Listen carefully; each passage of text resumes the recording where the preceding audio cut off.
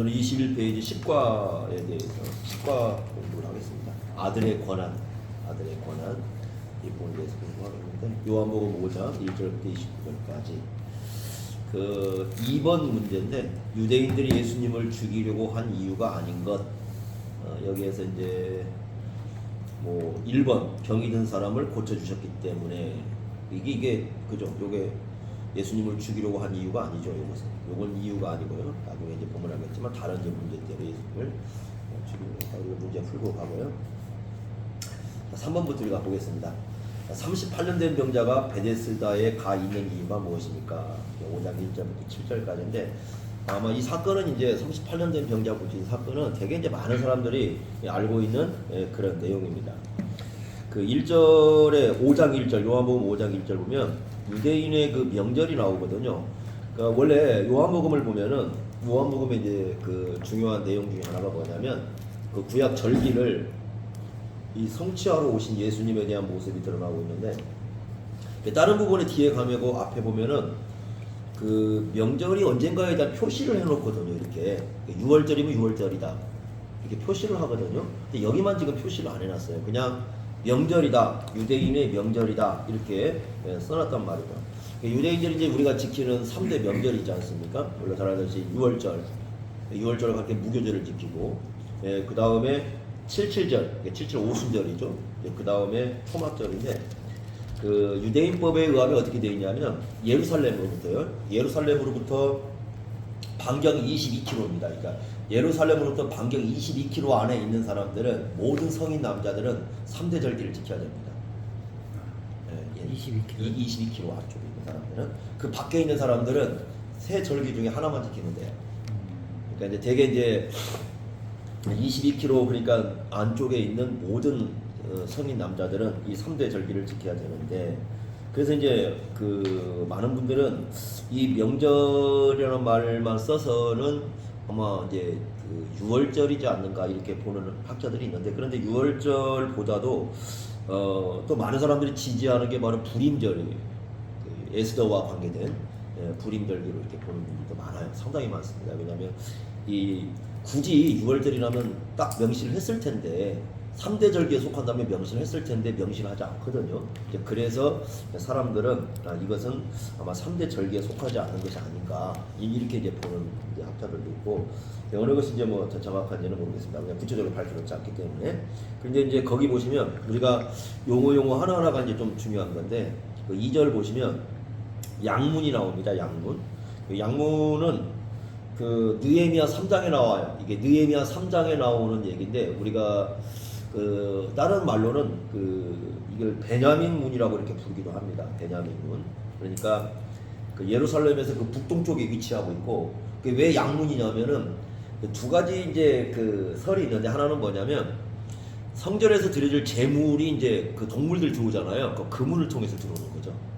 양문을 통해서 이렇게 들어오거나 또 하나는 뭐냐면 그 문을 통해서 이렇게 들어오잖아요. 그럼 옛날에 거기 이제 여기 나오는 베데스다 연못이 있지 않습니까? 이 베데스다 연못에서 그 동물들을 씻었다라는 전설이 있어요. 이 연못에서. 그래서 이제 아마 이제 그 정설은 뭐냐면 그냥 이렇게 양들이 그쪽으로 재물 드릴 양들이 이렇게 들어오는 문이었다. 그쪽이. 그래서 양문이라 이렇게 이제 부르는데 거기에 이제 뭐가 있었냐면 그 베데스다라는 못이 있습니다.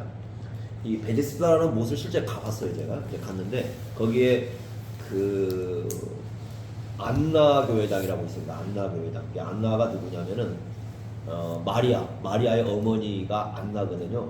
부를 때 우리가 그 루터가 그 번개 이렇게 경험할 때 성 안나요 그거 하잖아요. 그 안나가 그 마리아의 어머니라고 이제 알려진 사람인데 그 안나를 중심으로 한 교회당이 거기에 있어요. 이렇게 교회당이 있고 그 교회당에 들어가서 노래를 불렀는데 그 노래가 주 하나님 지으신 세계를 부르라고 해서 열심히 불렀어요. 처음에 뭔가를 모르고 불렀어요. 부르라고 하길래 다 모아놓고 왜 부르지? 그때 끝나고 나서 이제 하는 얘기가 설명이 뭐냐면 거기는 성 안나교회는 어떤 음치가 들어가서 노래를 불러도 노래가 잘 나온다는 거예요.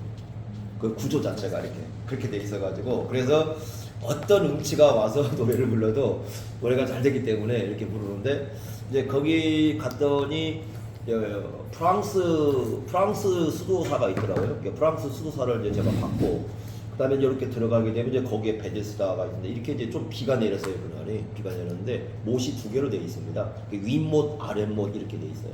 굉장히 깊어요. 이렇게 깊이가 상당히 깊은데 그 행각, 여기 행각이라는 말이 뭐냐면 그 행각, 다섯 행각이 있었다고 그러지 않습니까? 행각이라는 것은 옆은 다 터져 있어요. 지붕만 이렇게 있는 거죠, 지붕. 그러니까 지붕만 이렇게 다 터져 있는 거 이렇게. 그걸 이제 행각이라고 부르는 거예요. 정자? 정자처럼 생겼어요. 그러니까 정자인데 싹 터져 있고 이 지붕만 있는 거. 고개를 행각인데 그런 행각이 다섯이 있고, 그러니까 하나는 중앙에 있습니다. 윗못, 아랫못 사이에 가운데 쪽에 있고 나머지 이렇게 이제 사방으로 이렇게 하고 있는데, 이 베데스다가 이제 중요한데 그 베데스다라는 뜻이 이제 뭐냐 하는 건데요. 그 베데스다라는 뜻이 우리가 알고 자비의 집이잖아요. 히브리어로 지금 그렇게 되어 있다고 나옵니다. 거기 2절에 보면 히브리 말로 그렇게 되어 있다 이렇게 되어 있는데 베드라는 말이 집이잖아요. 베드하고 그 뭐가 합쳐진 말이냐면은 헤세드가 합쳐진 말이에요. 헤세드. 그러니까 베드 헤세드예요. 그걸 베데스다 이렇게 부르는 거죠. 베드 플러스 헤세드 이렇게 불립니다. 그래서 이 베드와 헤세드 이렇게 합쳐가지고 베데스다, 자비의 집이죠. 우리가 구약용어로 하면 인자의 집 또는 사랑의 집, 이게 이제 그 용어가 중요합니다. 그러니까 이 38년 된 병자를 해석할 때 중요한 게 베데스다라는 말이고요. 또 하나는 뭐냐면 안식일이에요. 그러니까 이 두 가지가 38년 된 병자하고 밀접하게 연관이 되어 있어요. 그래서 이것을 우리가 이제 하나 봐야 될 것이고, 그 다음에 이제 그곳에 가보니까 3절에 보면은 많은 병자들이 있었다. 그래서 맹인, 다리 저는 사람, 혈기 마른 사람들이 누워 있었다 그랬는데, 이 사람들은 성전 예배에 참석을 일단 못합니다. 그 불구인 사람들, 그러니까 몸에, 그러니까 사람도 동물도 흠이 있으면 이 제물로 쓰이지 않지만 사람들도 흠이 있게 되면 성전 예배를 참석을 못해요. 그래서 이 사람들은 성전 예배에 참석을 못합니다.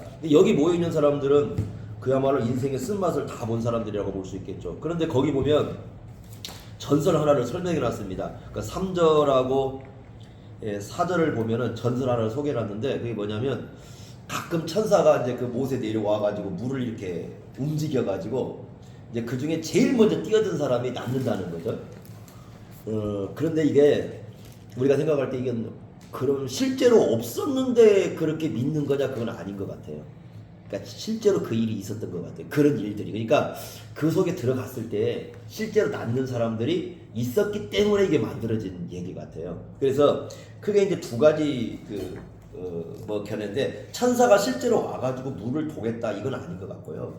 하나는 뭐냐면 아마 땅 밑에서부터 뭔가 이 물의 움직임이 있었던 것 같아요. 그래서 물이 움직임이 있다가 어느 날 이게 갑자기 물이 이게 솟아나오고 그래서 그런 상황이에요. 근데 거기 가면 못이 굉장히 깊어요. 사람이 들어가면은 쑥 모든 것이 지하처럼 이렇게 들어가야 되거든요. 그런 이제 아랫못은 그렇게 깊고 윗못은 조금 이렇게 위로 나와 있고요. 이제 그런 상황이기 때문에 아마 지하 쪽에서 어떤 먼 물이 이렇게 좋은 물이 움직인 것 같아요. 그러니까 그 속에 들어가면 낫는다 이렇게 개념이 있고, 또 하나는 뭐냐면 이제 학자들 사이에서는 뭘 주장을 하냐면 여기에 이제 치료의 신이라고 불리는 거 있잖아요.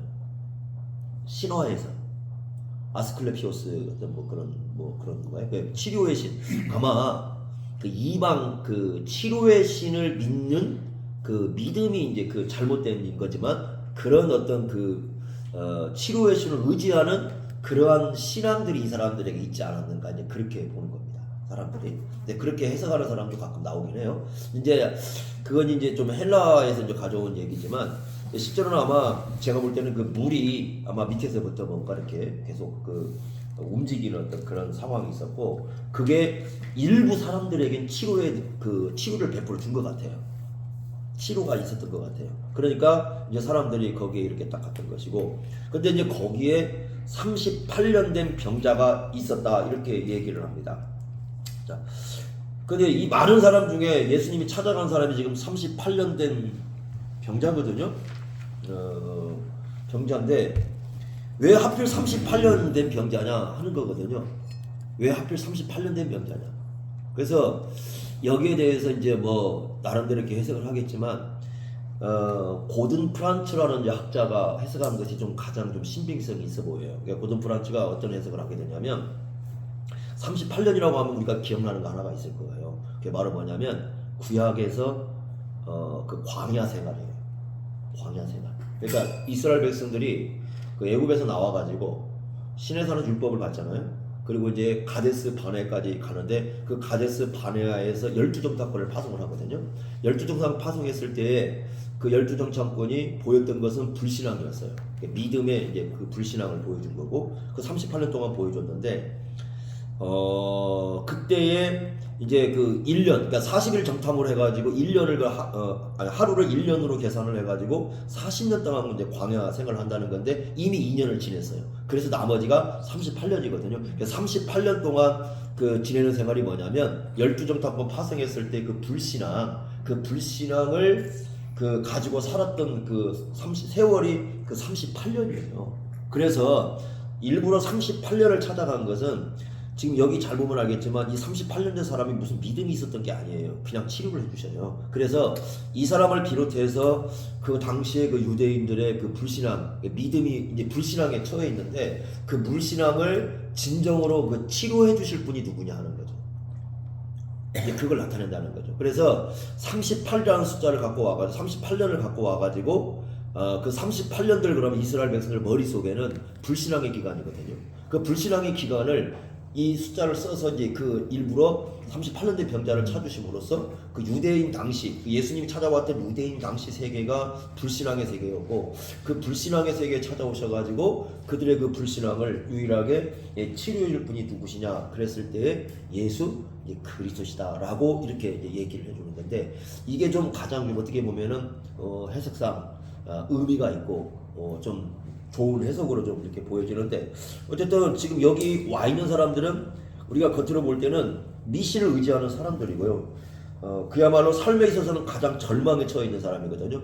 더군다나 이 38년 된 병자는 완전히 절망 속에 산 거죠. 38년 동안이니까 38년 동안 이제 그렇게 살아온 세월이니까 상당히 그 절망 속에 살았다 이렇게 우리가 볼 수가 있습니다.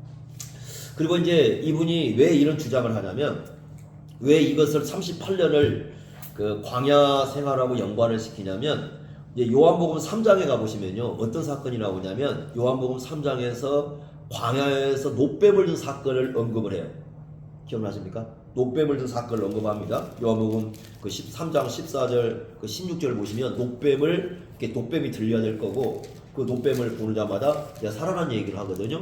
그리고 요한복음 6장에는 무슨 얘기를 하냐면은 만나 사건을 얘기합니다. 만나, 광야에서 만나요. 그러니까 3장의 사건도 광야 사건이고 6장의 사건도 광야 사건이에요. 그 사이에 5장이 끼어 있습니다. 그러니까 38년을 그래서 광야와 연관을 이렇게 시키는 거죠.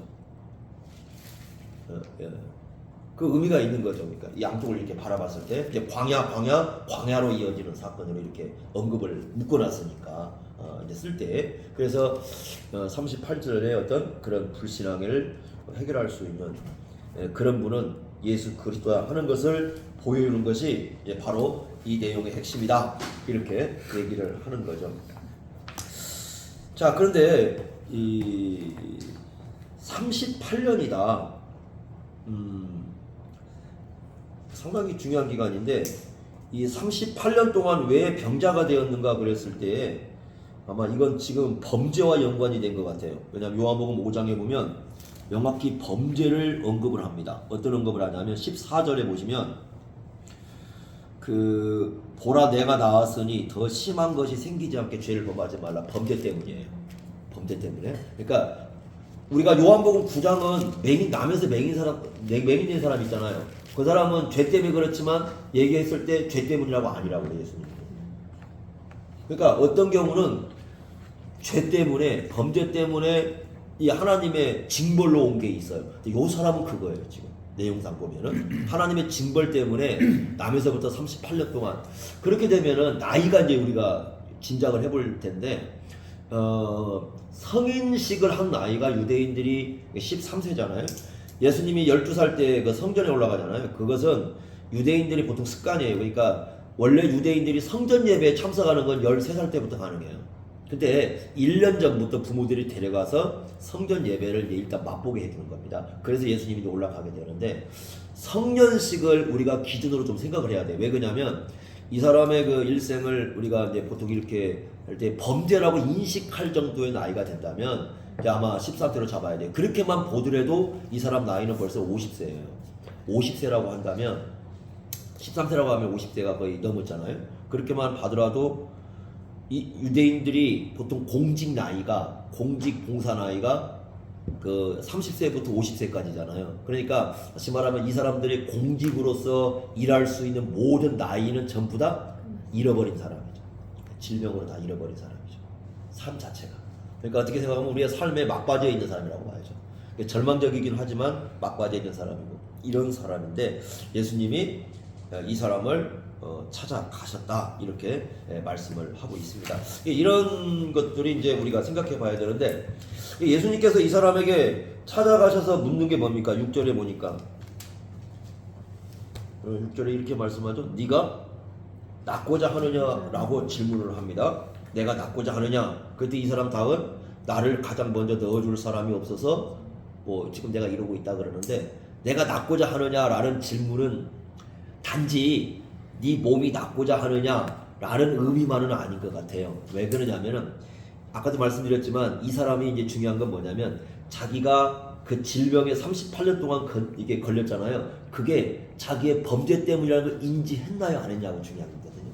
어떤 내용상을 보니까 흐름을 보면 인지했을 가능성이 높아요.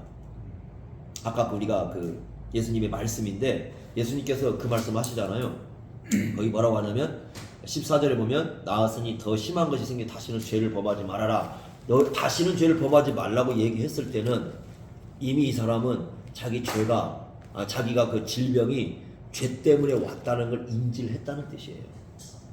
그렇지 않으면 이거 의미가 없거든요. 이 말씀이 이미 죄라는 걸 인지를 한 거죠. 그러니까 내가 낫고자 하느냐, 이 사람은 아마 그 평생 동안 이제 자기 그 질병 때문에 그냥 많은 고통을 겪었지만 어떻게든지 그 죄 문제가 해결돼야 되잖아요. 하나님 앞에서 죄 문제가 해결되어야, 만약에 13세에 그랬다 해도 이 사람은 성전 예배도 참석을 못했던 사람이잖아요. 그러면 죄 문제가 해결되어야 자기 질병 문제도 이게 해결이 되는 거거든요. 그러니까 예수님의 말씀 속에는 단지 몸만을 의미하는 게 아니고, 지금 네가 그 고민하고 있는 그 죄 문제 있지 않습니까? 그 죄 문제도 치료받기를 원하느냐 하는 그 의미가 함유되어 있다고 보는 게 맞아요.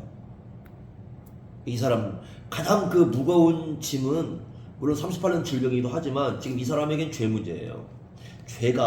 죄 때문에 질병이 왔기 때문에 가장 지금 그 어떤 심각한 억눌림은 이 죄 문제라고 봐야 돼요. 이 사람에게 있어서. 그랬을 때 예수님께서 이 사람을 찾아오셔가지고 그 죄 문제를 해결해 주시려고 지금 그렇게 하고 계시는 거죠. 요것이 지금 이 그 찾아오신 중요한 이유라고 봐야 되겠죠. 단지 몸을 낫게 하는 게 아니에요.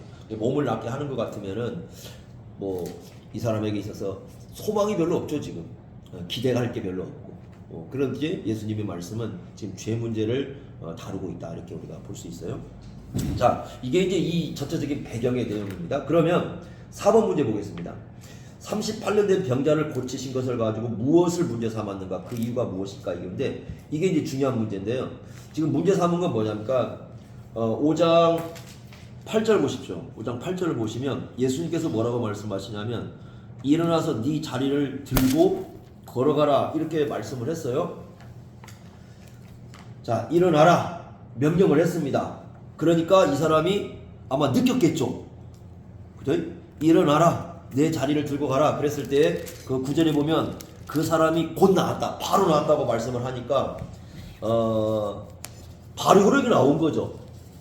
그죠? 말씀을 하니까 바로 효력이 나왔습니다. 말씀하자 효력이 나오는 것, 아마 이 사람은 몸에 이제 변화를 느꼈을 거예요. 그러면 그것은 결국 말씀하시자마자 효력을 내는 사건은 우리가 어디에서 그 사건이 언급이 되고 있냐면 창세기 1장이에요. 그러니까 창조주만이 그럴 수 있어요. 말씀하니 그대로 이루어지니라, 말씀하니 그대로 되니라. 그러니까 유대인들은 그걸 명확해요. 그러니까 지금 이 사건은 뭐냐면 말씀하시니까 그대로 드러났다. 이 얘기는 뭐냐면 창조주의 능력의 말씀을 지금 기억하고 하는 말씀이에요. 중요한 건 지금 여기에서 믿음을 요구하지 않고 있죠. 이상해요. 다른 데서는 다 믿음을 요구해요. 여기서는 믿음을 요구하지 않고 그냥 예수님께서 오셔가지고 그냥 말씀하시고 그냥 행위하십니다. 그러니까 이걸 아는 사람들은 계속 우리가 복음서에서 그 중요하게 견지할 말씀이 이사야 35장 5절 6절이라고 했습니다. 이사야 그 35장 5절 6절 보면 저른 자가 사슴같이 뛴다는 말씀이 있어요. 그게 바로 메시아의 표적이에요. 그러니까 이건 지금 세 번째 표적 사건입니다. 세 번째 표적 사건. 표적이라는 건 뭐냐면 한마디로 표적은 이렇게 정의하시면 돼요. 표적은 뭐냐? 사람이 할 수 없는 거예요. 하나님만이 하실 수 있는 게 표적이에요. 그러면 하나님만이 하실 수 있다 그 말은 표적이 나타난다는 것은 하나님이 존재하실 때만이 나타나요. 하나님이 존재하지 않은 표적은 안 나타나는 겁니다. 그 데이비드 휴미라고 이제 아마 철학가 들어보실 건데 그 데이비드 휴미라는 분이 쓴 책 중에 기정론이라는 책이 있습니다. 기정론. 그 기정론이라는 책인데 그 기정론은 그 성경을 옹호하는 책이 아니라 이 데이비드 휴미 이제 그 경험론자잖아요. 그러니까 뭐라고 책에다 써놨냐면 기적은 일어날 수 없다는 거예요. 왜? 이 사람 이실론자잖아요. 그러니까 하나님은 이실로 이제 세상을 창조해놓고 마치 뭐와 같으냐면 시계를 만들었으면 시계를 막 사람이 돌리는 거 아니잖아요. 지가 알아서 돌아가는 것처럼 세상도 자연 법칙을 만들어놨기 때문에 그냥 세상은 창조하신 분 하나님은 맞지만 세상 돌아가는 건 자연 법칙 가운데 돌아간다는 거죠. 그러니까 아침에 태양이 뜨는 건 자연 법칙인 거죠. 이 사람이 볼 때는. 그러니까 그 기적은 자연 법칙을 깨뜨리는 것이기 때문에 그렇다면 하나님께서 위배되는 거예요. 어떻게 위배가 되느냐? 자기가 창조한 것을 갖다가 꺼뜨리는 거잖아요. 그건 하나님이 그럴 수 없다는 거죠. 그래서 이 사람은 그 기독론에다가 뭘 써놨냐면 기적은 존재할 수 없다. 기적이 존재한다면 하나님의 창조 법칙이 깨지는 거다. 이렇게 이제 기독론을 써놨어요. 그런데 성경에서 이제 이 표적이라고 신약에 써놓는 건 뭐냐? 바로 그거. 그러니까 하나님께서 말씀하신 이 자연의 법칙이라는 건 사람도 할 수 있는 거잖아요. 그 사람이 할 수 있는 걸 깨뜨리는 게 표적이에요. 그러니까 사람으로서는 할 수 없고 누가 보더라도 하나님만이 하실 수 있는 사건, 그게 표적인 거예요. 그러니까 그걸 표적을 보여줬다는 것은 하나님이든가 하나님이 보내신 분이든가 하나님이든가 하나님 보내주시든가 둘 중에 하나인 거죠. 그러니까 표적이 나타나요. 그래서 이걸 지금 세 번째 이제 표적 사건이다 이렇게 얘기를 하는데, 그러면 자꾸 표적이니까 유대인들 신학에 의하면 이런 것을 이제 표적을 봤으면 야 정말 이게 하나님의 은혜고 하나님의 자비고 이래야 되잖아요. 그런데 그런 생각을 하는 게 아니고 지금 뭘 갖고 문제 삼냐면 지금 안식일이에요. 안식일인데 자리를 들고 갔다라는 거예요. 문제 삼는 건 뭐냐면 그 자리를 들고 간 거예요. 고친 걸 문제 삼지 않아요, 지금 이 사람들이. 그러니까 고친 걸 문제 삼는 게 아니라 그 자리를 들고 움직이는 것을 문제 삼고 있습니다. 구약은 그 안식일에 일하지 말라라고 얘기를 했어요. 일하지 말라. 이런 얘기를 했지만 실제로 그 구체적으로 예를 들면 일이 뭔가 이런 부분에 대해서 많이 언급은 하지 않아요. 그러니까 이제 유대인들이 그 학자들이 모여가지고 그럼 일하지 말아라. 그럼 도대체 뭐가 일이냐? 어디까지가 일이냐?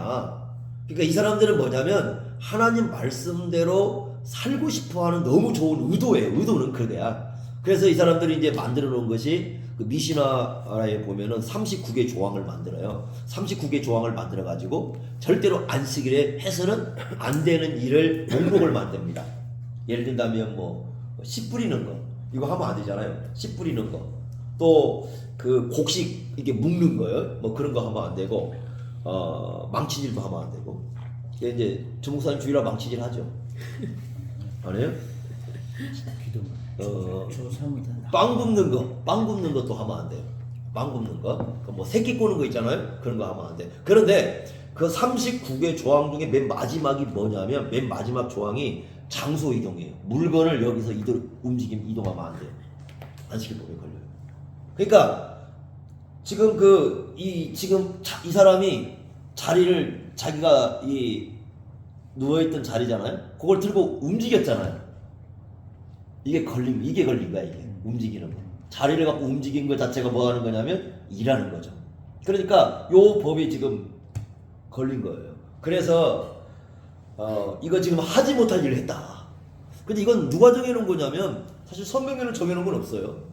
성경에서 예를 들면 일하지 말라는 법은 있지만 이런 구체적인 조항을 해놓고 이거 해야 된다 뭐 그런 얘기는 주님께서 하신 일이 없거든요. 그럼에도 불구하고 이 사람들은 그런 조항을 만들어서 평가를 하는 거죠. 마치 그래서 이런 거죠. 그 하나님의 세계가 무한한 세계잖아요. 그걸 이 사람들은 자기들 틀을 만들었어요. 항상 이게 문제인 거예요. 그러니까 유대인들은 자기들 틀을 만들어요. 이렇게 틀을 만들어 가지고 하나님의 세계를 거기다 짜 맞추는 거예요. 신앙인이 그런 사람들이 굉장히 많잖아요. 자기들이 틀을 다 만들어놔. 내가 틀을 만들어 놓고 여기다가 하나님의 어떤 세계를 다 일단 그냥 이렇게 그냥 들어 놓는 거죠. 마치 이런 건데 하나님의 세계는 마치 그 바다와 같다고 한다면 바다 같은 세계를 갖다가 이 세수대 하나 놓고 거기다가 이 세수대에다가 바다를 갖다가 평가할 수 있도록 다 짜서 맞추는 것처럼 이제 그렇게 맞추는 거죠. 그러니까 여기서 이제 이 사람들이 이런 일을 행하는 거죠. 그러니까 예수님께서 행하신 일을 통해서 어떤 하나님께서 왜 이 일을 하셨는가, 안식일 날 왜 이대로 하셨는가 이런 일에 전혀 관심이 없어요 지금. 단지 자기들이 지금 딱 만들어놓은 틀에 의해서 이거 하지 못할 일을 했다라고 규정을 해놓고 그냥 예수님을 박해하고 죽이려고 하는 거죠. 이게 문제가 되는 거죠. 그러니까 뭐 오늘날도 뭐 그런 사람도 있잖아요. 가끔 보면 주일날 진짜 해야 할 일을 하지 않고 진짜 해야 할 일을 생각 관심하지 않고 뭘 해야 되는지 뭘 말아야 되는지 있잖아요. 이제 그런 것만 딱 짜놓고 이제 그것만 갖고 이제 규정을 하는 거죠. 지금은 뭐 그러진 않겠지만 제가 한 10년 훨씬 전만 해도 주일날 음식 먹으면 안 되잖아요. 나가서 뭐 사 먹으면. 그죠? 지금은 거의 다 뭐 그거 사 먹는 것 같은데 그죠? 주일날 그 목회자들도 그 예배 마치고 나면은 나가서 음식 먹잖아요. 피곤하다고 집에서 안 먹고. 그러죠? 근데 그거 예전 같았으면 큰일 날 법이죠. 큰일 날 법이죠. 우리나라의 그 유명한 존경받는 목사님은 그 토요일 날 이 면도를 하시잖아요. 토요일 날 면도를 다 주일 준비를 하시니까. 근데 그게 딱 12시가 되니까 반절밖에 못 하니까 이거 갖고 나가셨잖아요. 이거 그대로 그냥 이렇게 가셔가지고 나가셔서 예배 드려가지고 아주 유명한 사건이에요. 그 사건. 그렇게 철저하게 이제 그러니까 그게 이제 규정인 거죠. 그러니까 그게 훌륭한 신앙인 거죠. 그런 이제 목사님이 훌륭한 신앙인 거죠. 이런 분들이 또 이제 신사참배 때 굉장히 반대했던 분들이거든. 신사참배를 신사참배 한 50명 조금 넘게 그 속하는 목사님이니까 대단한 목사님이시죠. 그러니까 존경받는 목사님이죠. 근데 그런 분들이 이제 그렇게 하니까 후배들은 이제 더 그 앞에서 감히 말도 못하고 이렇게 존경스럽게 이렇게 했는데 아마 지금은 뭐 그럴 일 없을 거래요. 지금은 뭐 그런 거 하시는 분들도 안 계시고 그럴 것이고 할 것인데 어디까지 예를 들어서 주일 오후에 네. 오전 예배 드리고 오후에는 체육대회를 한다.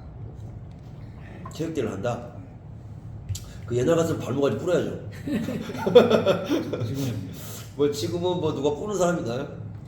근데 그럼 목사님 예전에 그거를 네. 어떻게 우리가 뭐 생각이 바뀌었다고 해야 돼요? 아니면 법 규정이 느슨해졌다고 해야 되나? 규정이 느슨해졌다고 그러니까. 보는 것보다는 시대가 사람을 그러니까 이제 그래서 이제 원래 이제 정신이 이제 이게 뭐냐면 너무 그러다 보니까 이제 풀어지는 면도 분명히 있어요. 이게 너무 가는 면도 분명히 있어요. 근데 그렇게 이제 하는 정신이 뭐냐면 일단은 가장 중요한 것은 그 우리가 예배가 이제 주일날 공예배가 있잖아요. 그러니까 공예배를 드리기 위해서 다른 것들을 다 이렇게 좀 우리가 절제를 하는 건 사실 그게 핵심이거든요. 그러니까 거기에서는 뭘 하지 말아야 한다는 초점보다는 어떻게 하면 우리가 훨씬 더 그날 하루를 예배를 제대로 올바로 드리고 어떻게 하루를 묵상하면서 보낼 것인가 여기를 이제 우리가 많이 개발을 해야 돼요. 그러면 나머지는 이제 좀 사소해지는 건데 자꾸 이제 요건 생각을 안 쓰고 요 주변만을 신경을 써버리게 되니까 이제 이게 규정만 자꾸 나오는 거지. 어디까지 해야 되고 말아야 되고 이렇게 되는 거지. 이거 이런 거 막 그렇게 해가지고 옛날에 그 박윤선 박사도 결국 그 신학교를 그만두게 된 배경이 주일이에요, 주일날. 그 주일날 왜 배경을 그만뒀냐면은 선교사님이 이제 주일날 배 타고 나가는데 배웅을 한 거예요. 배웅을 한 거예요. 그게 문제가 된 거예요. 지금 사람은 이해가 안 되죠. 그러니까 선교사님이 나가는 날이 주일날인 거죠. 근데 거기를 가서 이분이 가서 배웅을 했어요. 그게 문제가 돼가지고 결국은 이분이 이제 학교를 그만둬야 되죠. 교수. 이제 그런 일도 있습니다. 그러니까 지금은 뭐 이런 것들을 뭐 규제하지 않지만 예전에는 굉장히 심했죠.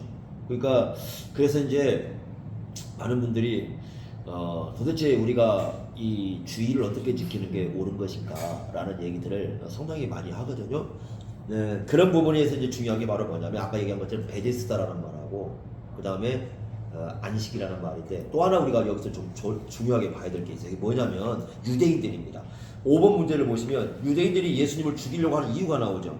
17절 보시면 이렇게 말씀합니다. 내 아버지께서 이제까지 일하시니 나도 일한다 이렇게 말씀하지 않습니까? 자, 지금 이건 상당히 중요한 거예요. 아버지께서 이제까지 일을 하신다라고 얘기를 합니다. 그러면 자, 창세기 2장을 우리가 들어가 보시면요. 창세기 2장 1절 2절 보시면 6일 동안 창조 사역을 하시고 안식을 하시지 않습니까? 그러면 우리가 생각할 때 안식한다는 건 아무것도 하지 않는 걸 의미하는 거냐? 그건 아니라는 거죠. 왜 아무것도 하지 않는 걸 의미해요? 이거 말이 안 되는 게 뭐냐면 그러면 이 안식일이지만 섭리는 하신다니까. 섭리하시는 일이라 계속 하시잖아요. 그리고 안식일 날도 아이는 태어나요. 안식일 날 사람 죽잖아요. 그죠? 예를 들면 이 세상에 죄인들이 엄청나요. 그러니까 이 세상을 이제 그 죄에 대한 얘기 중에 하나님의 섭리 중에 하나가 뭐냐면 죄를 통제하시는 거거든요. 그럼 안식일 날은 통제하지 않느냐? 그건 아니거든요. 그럼 이런 모든 일들은 하나님께서 일을 하고 계시는 거예요. 그러니까 안식일이라고 해서 하나님께서 창조 사역을 마쳤으니까 그 안식일 날 안식하셨으니까 아무것도 하지 않는다. 그렇게 보면 안 된다는 거죠. 예수님 말씀은 뭐냐면 그 안식일 날 안식을 하는 건 맞지만 아버지께서는 안식일 날도 계속해서 뭐 하고 계시다는 거예요? 일을 하고 계시다는 거죠. 그러니까 예수님께서 38년 된 그 병자를 고치신 거 있지 않습니까? 그건 결국 누구의 일과 똑같다는 거냐면 아버지의 일이라는 거예요, 이게. 예수님 말씀 지금 주장이 그래요. 그러니까 이게 유대인들 열받게 만드는 거예요. 지금 이 사람들은 생각은 뭐냐면 자리를 들고 갔잖아요. 그러니까 안식법을 어겼잖아요. 그럼 누구의 뜻을 어긴 거예요? 하나님 뜻을 어긴 거죠. 이 사람들이 볼 때 명확히 하나님 뜻을 어긴 거죠. 예수님 말씀은 뭐냐면 아니다. 하나님 뜻을 어긴 게 아니라 지금 누가 하고 있는 일을 하고 있는 거냐면 아버지께서 하고 있는 그 일을 지금 내가 하고 있다라고 얘기를 하는 거예요. 그 예수님께서 요한복음에서 계속 주장하는 게 뭐냐면 자신의 일이 지금 이게 자기가 하고 있는 모든 일이 아버지께서 행하신 일이라는 거죠. 요한복음 10장 한번 가보시면요. 10장 한번 가보세요. 요한복음 10장 그 32절 보시면 이렇게 말씀을 합니다. 그 아버지께서 하시는 일은 어떤 일이냐? 거기서도 그 31절에 보면 유대인들이 돌로 예수님을 치려고 했잖아요. 그런데 32절에 예수님께서 하신 말씀이 뭐냐면 내가 아버지로 말미암아 여러 가지 선한 일로 너희에게 보였거늘 아버지께서 행하신 일은 어떤 일이냐면 첫째는 여기서 중요한 건 선한 일이에요. 그러니까 첫째는 아버지의 일이고 두 번째로 아버지께서 행하신 일은 선한 일이다 이렇게 말씀을 해요. 그러니까 지금 예수님은 뭐라고 얘기하냐면 자기가 지금 하고 있는 일이 아버지께서 행하시는 일이고 두 번째는 아버지께서 행하시기 때문에 선한 일이라는 거예요. 그러면 완전히 이게 지금 유대인과 어떻게 합니까? 이게 지금 정반대가 되는 거죠. 누군가는 틀렸어요. 누군가는 맞고. 그러면 과연 누구를 따라야 될까? 누구를 따라야 될까? 누가 옳은 것일까? 뭐 그런 문제가 지금 여기서 발생을 하죠. 그렇지 않습니까? 그런데 유대인들은 어떻게 하려고 하냐면 18절 말씀 보면 예수님을 죽이려고 하는 이유가 두 가지예요. 첫째는 여기 보시면 예수를 더욱 죽이려고 했으니까 이미 죽이려고 했어요. 뭐 때문에 죽이려고 하냐면 안식일을 범한 것 때문에 죽이려고 했습니다. 그러니까 거기 16절 보시면요, 유대인들이 예수를 박해했다고 그랬지 않습니까? 박해한다는 말씀 속에는 뭐가 있어요? 예수님을 죽이려고 하는 의도가 있었다는 걸 알 수가 있어요. 예수님을 죽이려고 했습니다. 그런데 이제는 또 뭐까지 주장을 해요? 거기 18절면 하나님을 자기 친아버지라고 주장을 해요. 아버지다. 그러면 이게 하나님과 동등한 거잖아요. 맞죠? 하나님과 동등한 거죠. 더군다나 아버지라고 하면서 뭐라고 하냐면 지금 아버지께서 일하고 계시는데 나도 그 아버지 일을 하고 있다라고 얘기를 해요. 그렇게 되면 어떻게 되겠습니까? 예수님을 비판하는 사람들은 전부 다 심각한 문제가 되는 거죠. 왜냐하면 지금 예수님의 하는 일을 반대를 한다는 것은 예수님 말씀을 따르게 되면 아버지께서 하는 일을 뭐 하는 겁니까? 지금 사사건건 반대하고 있는 일이 되잖아요.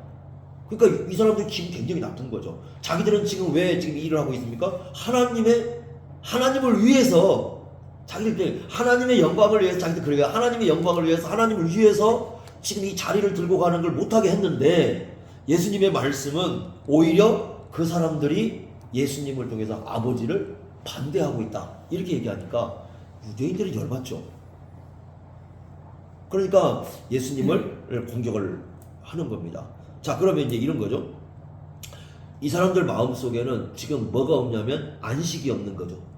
안식일 날인데 여기서 들으려고 하는 건 뭐냐면 안식이 없어요. 왜? 이 마음속에 계속 뭐가 있어요? 사리가 있어요. 사람을 죽이려고 하는.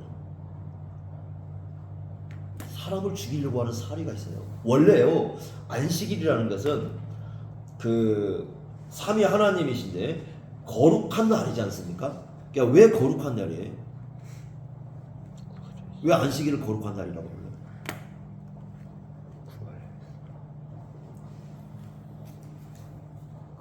날짜 때문에 그런가요? 하나님이 구별하셨어요. 구별하셨어요, 날짜를 분명히. 그런데 거룩이라는 표현을 썼을 때 왜 거룩한 날인가? 거기에는 이런 의미를 갖고 있다는 거죠. 우리가 이제 안식일 연구법에 가면은 하나님이 거룩하신 분이잖아요. 그 거룩하신 속성을 드러내는 중요한 날이 되는 거예요, 그 날이. 그러니까 구별도 되지만, 날도 구분하는 면에서 거룩한 날도 되지만, 또 하나의 중요한 면은 뭐냐면 그 하나님이 거룩하신 분이고 그 거룩이라는 속성을 가장 잘 드러내는 날이 그 날이에요. 그러면 하나님이 거룩하신 분이라고 했을 때는 하나님의 사랑이 드러나야 되고요, 하나님의 자비가 드러나야 되고, 아까 베데스다가 헤세드잖아요. 하나님의 헤세드가 드러나야 되고, 하나님의 용서가 드러나고, 하나님의 사랑이 드러나는 어떤 그런 속성들이 드러나야 되잖아요. 그런데 지금 유대인들 마음속에 그게 전혀 없어요. 전혀 존재하지 않아요. 그러니까 유대인들은 지금 자기들 나름대로 안식일은 분명히 날은 지키지만 하나님의 그 거룩이라는 속성은 전혀 드러나지 않는. 그러니까 하나님을 진짜 만났다면 더 사랑이 있어야 되고, 더 자비로워야 되고, 더 평안이 있어야 되고, 더 용서가 돼야 되는데 이 사람들 마음속에는 그게 전혀 존재하지 않는 거죠. 그러면 이 사람들은 진정한 안식을 누리지 못하고 있는 것이죠. 자, 그러면 이제 두 가지입니다. 아까 베데스다라고 그랬습니다. 베데스다가 무슨 뜻입니까? 이게 좀 자비의 집이고 헤세드의 집이죠.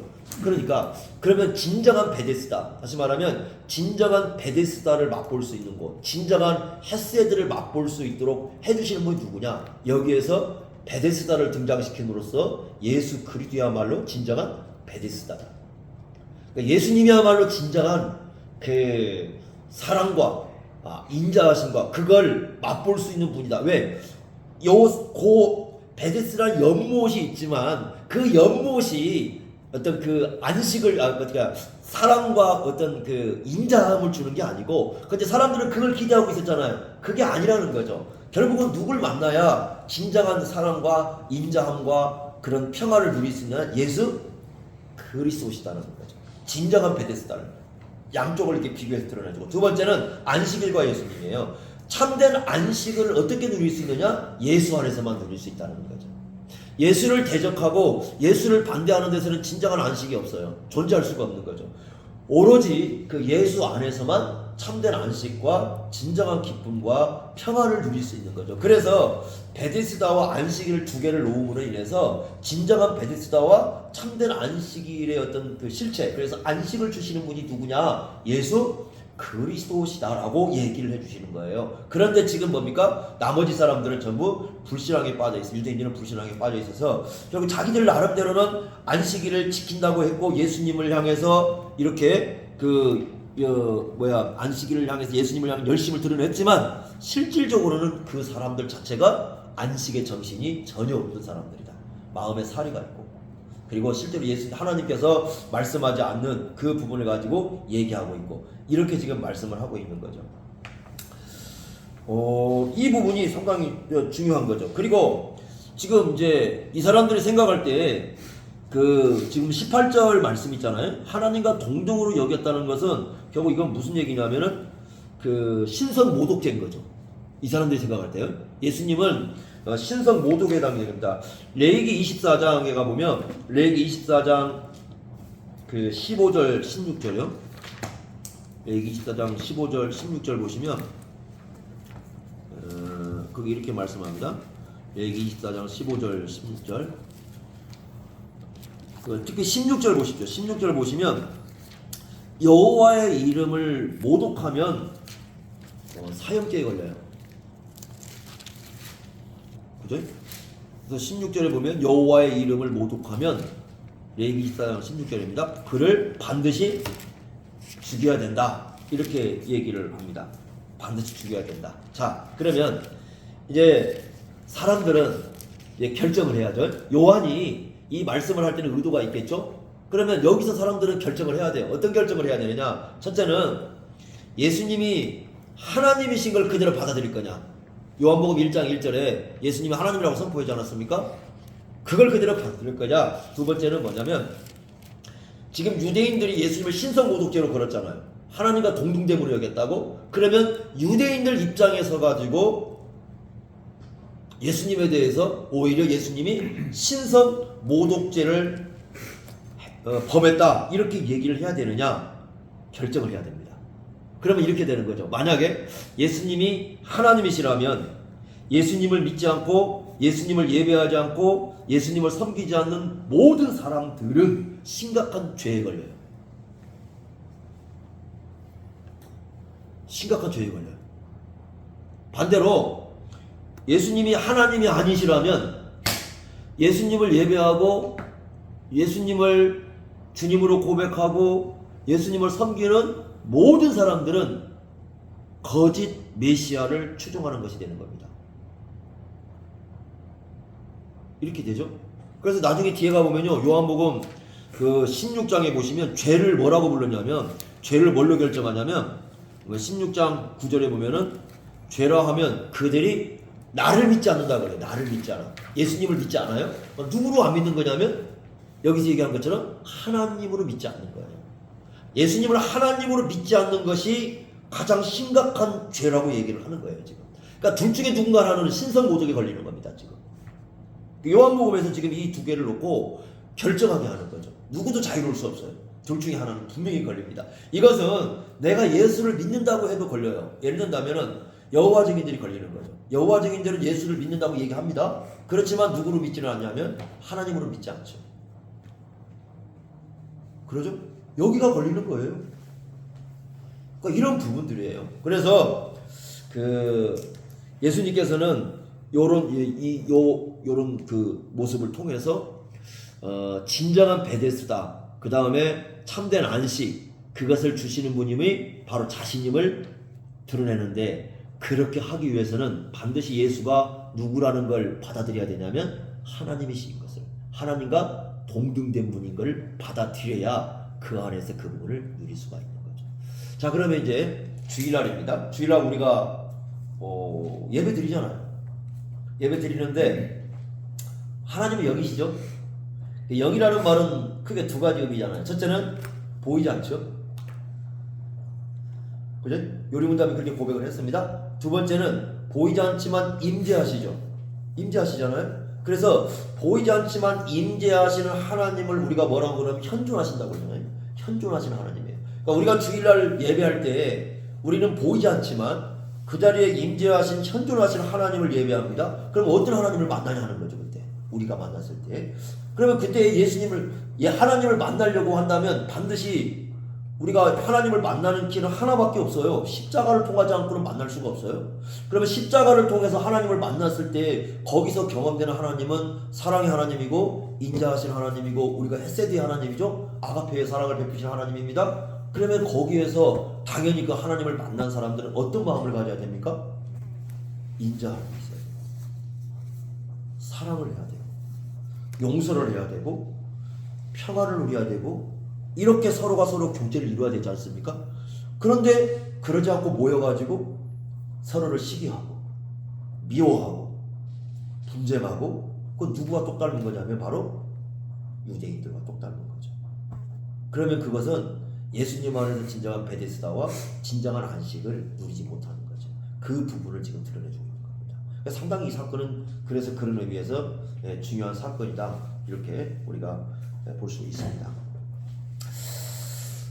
뭐 이런 내용이에요. 자, 뭐 이 내용 아시겠죠? 어떤 내용으로 전개되는가요?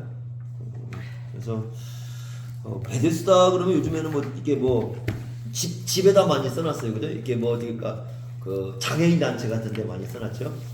의형 베데스다니까. 근데 진정한 베데스다는 주일날 예수 그리스도를 만나는 데서 이루어져야 되는 것이죠. 그게 진정한 베데스다죠. 거기가. 우리는 늘 주일날 그걸 경험을 해야죠. 예수 그리스도 안에서. 미신으로 가는 게 아니고 뭐 그런 게 아니라 예수 그리스도 안에서. 근데 이제 이 성도들이 그래서 주일날 그 예수 그리스도를 만나고 그 안에서 이걸 누려야 되는데 이제 그걸 누리지 못하게 되면 사실 그 예배가 올바로 이루어지지 않는 거죠. 그러니까 이런 거예요. 주일을 제대로 지켰다는 게 뭐냐면 주일을 제대로 지켰다는 건 뭘 하고 안 하고 이게 중요한 게 아니고 이걸 진정으로 누리는 거잖아. 그냥 예수 그리스도 안에서 참된 그 하나님의 헤세드를 누리느냐 예배를 통해서요. 또 그 예수 그리스도 안에서 참된 안식을 누리느냐. 근데 참된 안식을 누리는 방법은 일단 죄 문제가 해결돼야 돼요. 왜냐하면 지금 이 사람의 문제가 38년 동안 병자로 있었지만 아까도 말씀드린 것처럼 죄 문제가 심각하게 걸려 있거든요. 그러니까 그런 죄에서의 자유, 어떤 죄에서의 해방, 그걸 누리느냐. 이런 문제가 참된 안식을 누리는데 굉장히 중요한 부분이에요. 그러니까 우리가 이런 부분에 관심을 갖고 이런 부분에 초점을 맞춰야 되는데 지금까지 안식일 논쟁, 주일 논쟁을 하는 거 보면은 뭘 하고 안 하고에 계속 그것만 갖고 따지는 거죠. 지금 거기에만 초점을 두는 거죠. 그러다 보니까 예수 그리스도의 십자가 안에서 누려야 할 그 예배를 통해서 누려야 할 진정한 안식, 참된 안식에 대해서는 이미 깊은 관심을 못 가지고 거기에 대한 설명은 충분하게 하지 않고 그런 부분들은 놓쳐버리는 그런 결과를 가져오게 된 겁니다. 그러니까 이런 것들을 우리가 좀 더 정리를 할 필요가 있다는 겁니다. 이런 부분에서. 자, 6번에 한번 가봅시다.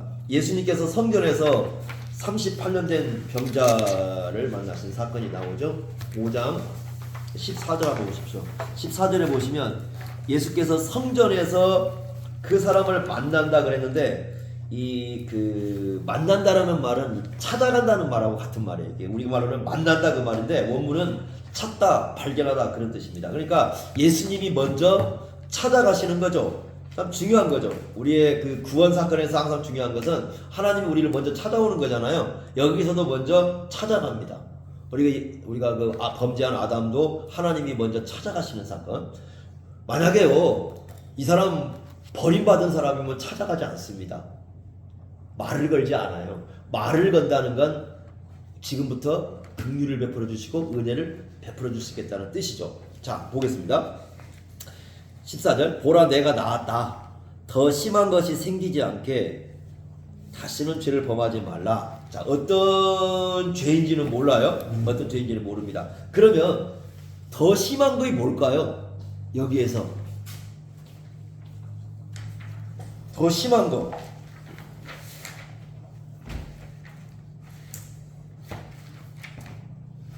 이것이 이제 좀 해결할 문제예요. 더 심한 게 뭘까요? 38년 동안 그 질병으로 앓은 것보다 더 심한 게 있을까요?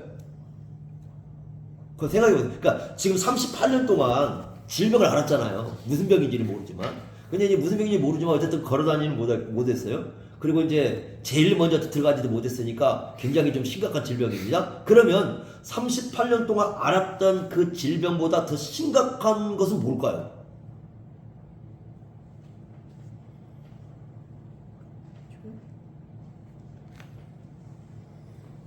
뭐라고 보십니까 이거?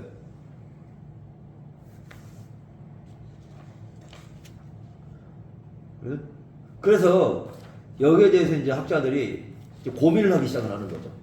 왜냐하면 38년 동안 질병을 앓았어요.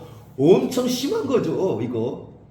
그것보다 더 심한 게 뭐 있을까? 이런 거죠. 그러죠? 그래서 더 심한 걸 뭘로 보느냐? 많은 학자들이 이게 지옥 형벌로 봅니다.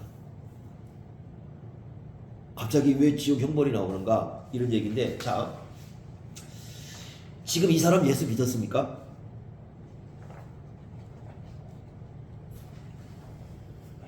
지금 이 사람 예수 믿었어요? 지금 이 말씀이 14절 말씀이 예수님을 믿은 상태에서 하시는 말씀입니까? 아니면 예수를 믿지 않고 있는 상황에서 하신 말씀입니까?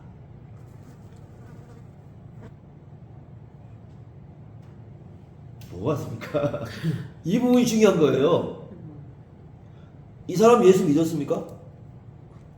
내용을 보면은 전혀 믿지 않았어요. 지금 믿은 것 같지가 않아요. 왜냐하면 뒷부분에 전개가 되는 거 보면은 믿은 것 같지가 않아요. 지금 예수님을. 그러니까 그러면 이제 다시는 죄를 범하지 말라 이 말씀도 믿음 상태에서 한 게 아니고, 그러니까 예를 들면 예수님 믿었으니까 이제는 믿는 사람답게 죄를 범하지 말라, 지금 그런 어떤 지금 개념보다는 지금 이 사람에게는 그 참된 회개, 진정한 회개가 필요하다는 그런 의미를 지금 제시하고 있다고 봐야 되는 거죠. 죄를 범하지 않으려면 회개가 필요하거든요. 지금 이 사람에게 필요한 건 회개예요. 왜? 그래야 더 심한 것이, 그러니까 지옥 형벌로 볼 때는 그래. 지옥 형벌로 볼 때는 참된 회개를 하고, 지금 이 사람에게 필요한 것은 예수를 믿는 게 중요한 거예요. 고침받는 것보다 더 중요한 것은 예수를 믿고 참된 회개를 하고 죄에서 자유를 얻는 거거든요. 좀 그 부분이 필요한 거죠. 만약에 이 사람이 진짜 예수를 믿었다면 방금 얘기한 것처럼 네가 예수를 믿었으니까 예수님 믿은 사람답게 이제는 죄 범하지 마, 이렇게 얘기할 수 있지만, 만약에 이 사람이 예수를 믿지 않았다고 한다면 지금 그거보다 중요한 것은 믿음이에요. 그렇다고 한다면 이 사람에게 지금 필요한 것은 진정한 회개고, 더 심한 건 둘밖에 없어요. 죽음 아니면 지옥 형벌이에요. 그러잖아요. 죽든지 뭐 지옥 형벌 둘 중에 하나지 뭐 이 사람에게 뭐 더 있겠어요? 38년 동안 일생 전체를 갖다가 고통 속에 지냈는데 이거보다 더 심한 게 어디가 있겠어요? 그래서 학자들은 이걸 놓고 얘기할 때, 예를 들면 38년 된 질병보다 더 심한 어떤 그 병을 안고 살아간다, 그런 개념이라기보다는 네가 이대로 이제 만약에 회개하지 않는다면, 참된 회개하지 않고 죄 문제 해결하지 않는다면은 결국 너는 더 심한 지옥 형벌을 받게 될 것이다. 그러니까 지금 너에게 필요한 것은 이제 예수 그리스도를 믿고 진정한 회개를 하는 것이다 라는 의도의 말씀을 여기서 하고 있다라는 거죠. 좀 다르죠. 8장에 가보면 또 이 얘기 하잖아요. 그러니까 가늠하던 현장에 잡힌 여인 있지 않습니까? 그 현장한테 뭐라고 합니까? 나도 너를, 그때는 뭐라고 합니까? 정죄하지 하노니 다시는 가서 뭐하지 마라, 같은 죄 범하지 말라. 그때는 이제 정죄하지 않았으니까 그때는 은혜를 주시고 하는 말씀이잖아요. 그때는 이제 어떤 그 믿음을 전제하고자 하신 말씀이라고 이해를 할 수 있지만 이 부분은 좀 달라요. 그 부분하고. 그래서 이 부분을 얘기할 때 더 심각한 죄는 뭐냐 했을 때, 그것은 우리가 말하는 일반 그 사람들이 몸으로서 안고 있을 그런 질병이 아니라 지옥 형벌이다.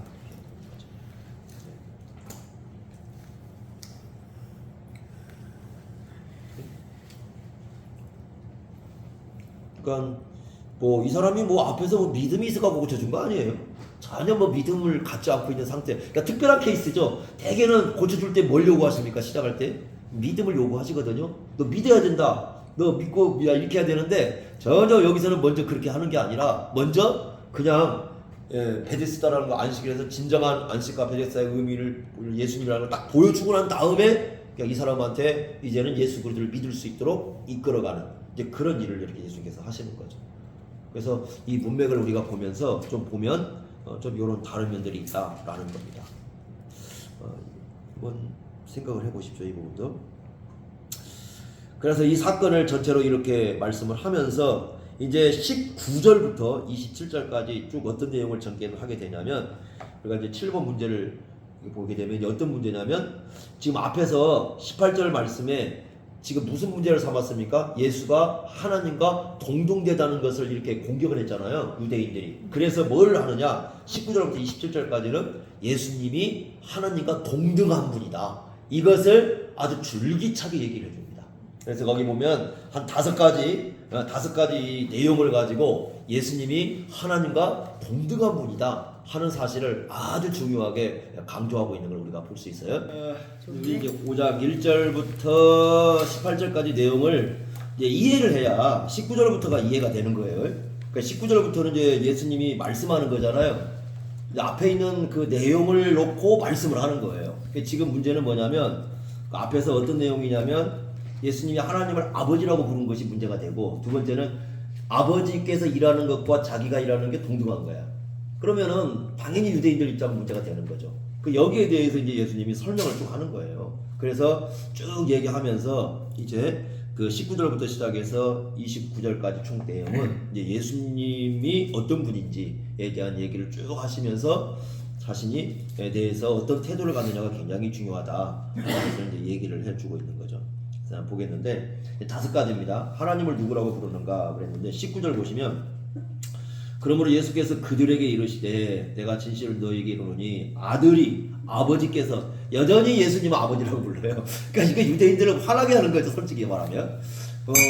지금 아버지라고 불렀기 때문에, 친아버지라고 했기 때문에 죽이고 싶거든요. 18절에 그러잖아요.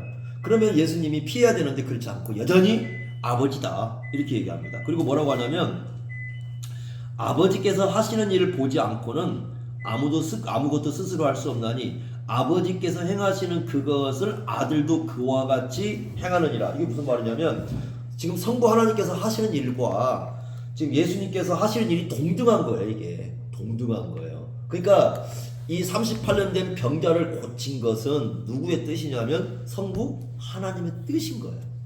아버지의 뜻인 거예요. 그것도 안식일 날 친히 찾아가셔서 고쳐주셨잖아요. 이건 아버지의 뜻인 거예요. 그러면 유대인들은 어떻게 되는 거냐? 전부 다 아버지의 뜻에 대해서 전면적으로 반대하고 있고, 이 박해하고 있고, 이걸 거부하고 있는 거죠.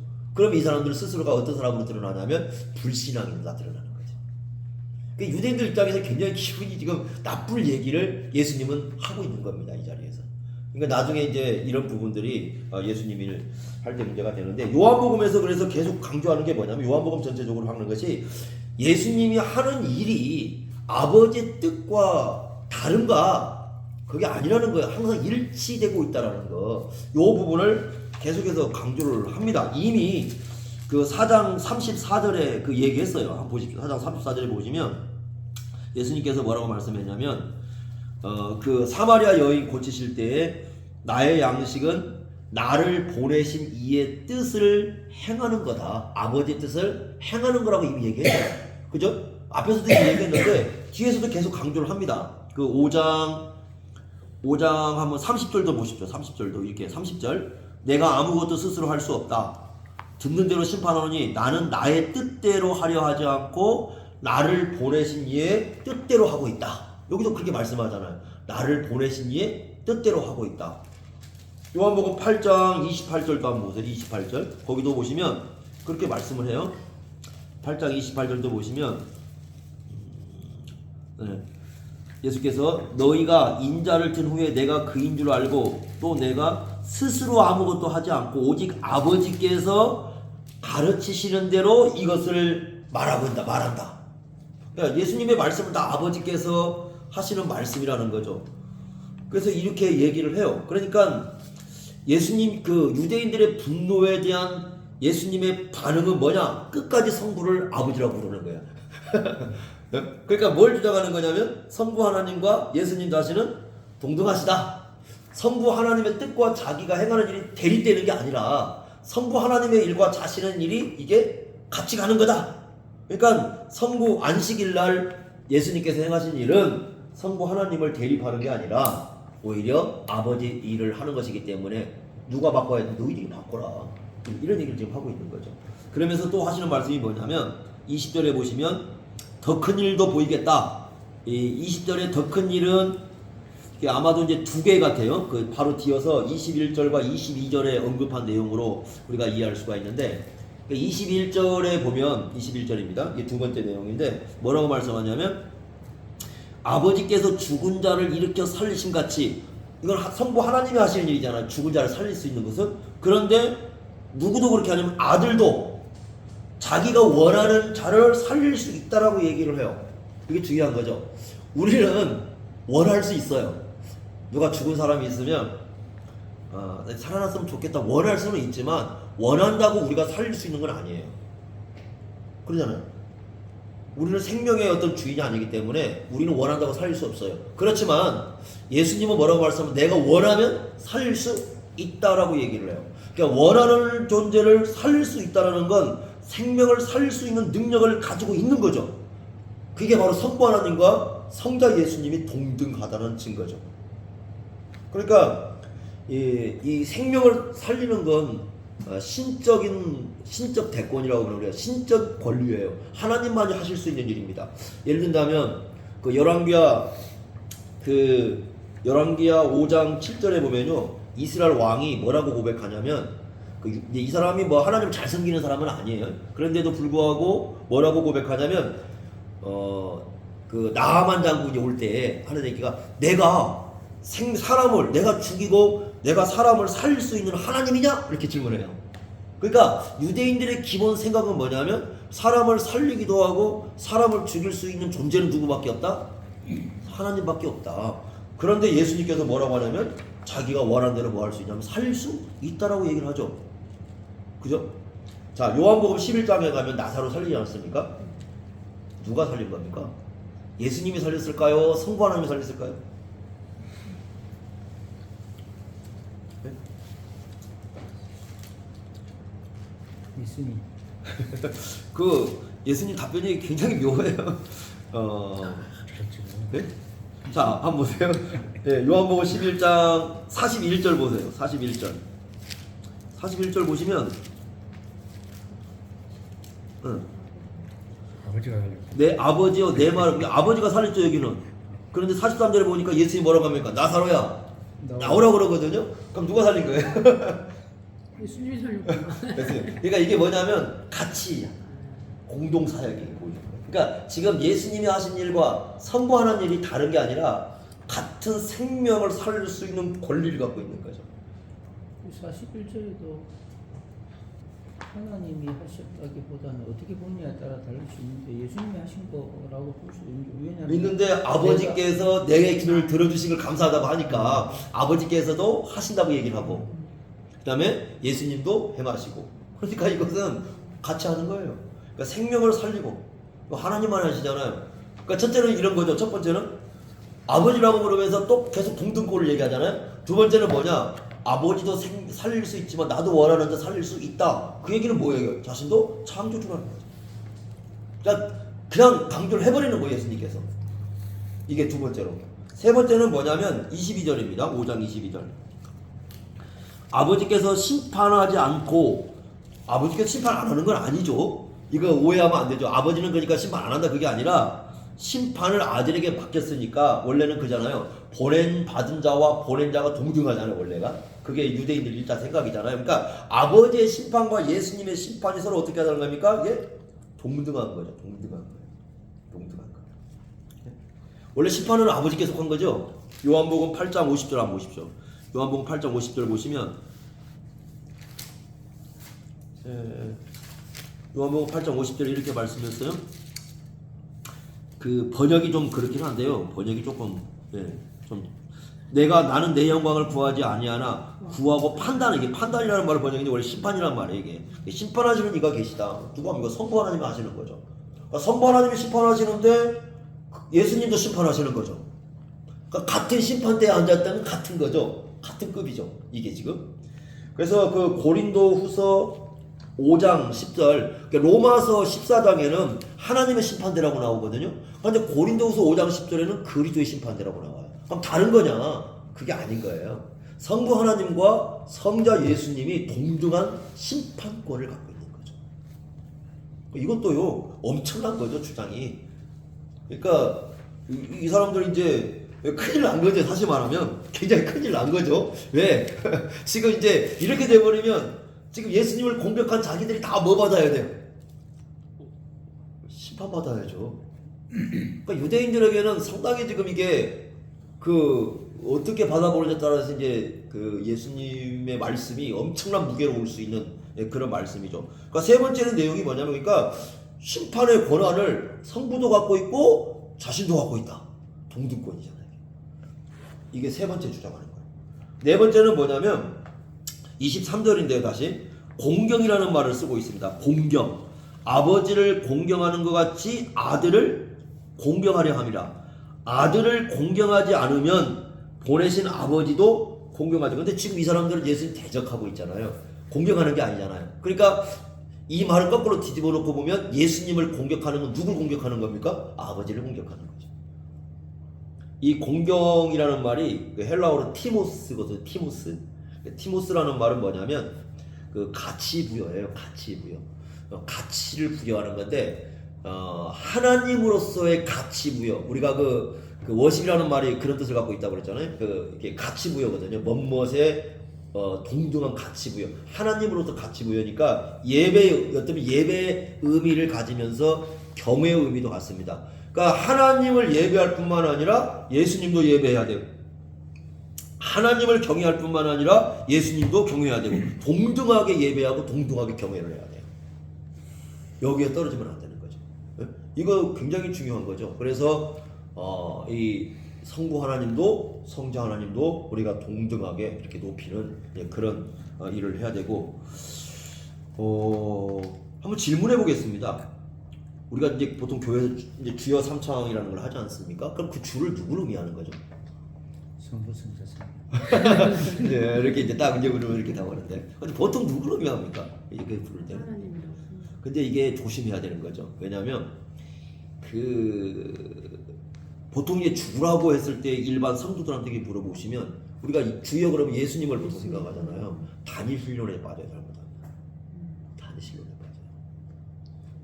단일 신론이라는 거, 예수님만 향해서 지금 기도를 외치게 되잖아요. 이거 문제가 돼요. 왜냐하면 기도의 대상은 예수님도 기도의 대상이지만 1차적인 대상은 하늘에 계신 우리 아버지거든요. 그러니까 삼위일체 하나님의 신학이 드러나야 되는데 자칫하면 단일 신론에 빠지게 돼요. 그래서 주여 삼창을 주님께 우리가 여러분 부르짖는다 해서 기도할 때 주를 얘기할 때는 그래서 그걸 잘 가르쳐야 돼요. 삼위일체 신학. 그렇지 않으면 단일 신론에 빠지게 됩니다. 어느 하나를 갖다 놓고 대상으로 얘기하면 단일 신론에 빠져요.